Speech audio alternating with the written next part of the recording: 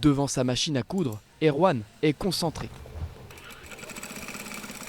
Atteint d'une fragilité psychique, Erwan a quitté le monde du travail en 2012. Depuis 2 ans et demi, il travaille à l'ESAT, un centre spécialisé pour personnes handicapées.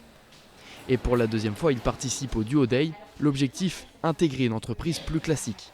Ça montre qu'on ne sert pas à rien et qu'on est capable de faire des choses aussi bien parfois que des personnes qui ne sont pas en situation de handicap.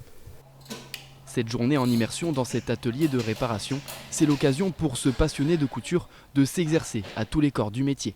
C'est rassurant en fait. Déjà on découvre des lieux qui nous intéressent, que c'est à notre demande. Donc c'est intéressant, c'est une belle découverte, c'est rassurant pour la suite. Ouais.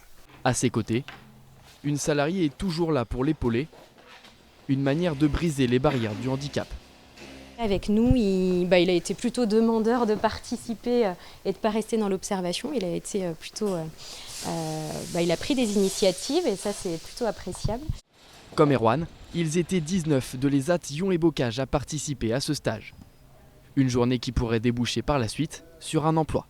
L'intérêt, pour moi, il est double. Il y a l'intérêt pour les personnes en situation de handicap qui, elles, ça leur permet de sortir du contexte de l'ESAT, travail protégé, et d'aller voir en fait ce qui se passe dans les entreprises, dans les commerces. Pour l'entreprise, ça permet aussi de voir et de rencontrer des personnes en situation de handicap, et peut-être aussi de se dire que c'est pas si compliqué de travailler avec certaines personnes qui ont certains handicaps et qu'elles peuvent aussi développer des compétences qui pourraient intéresser les entreprises ou les commerces.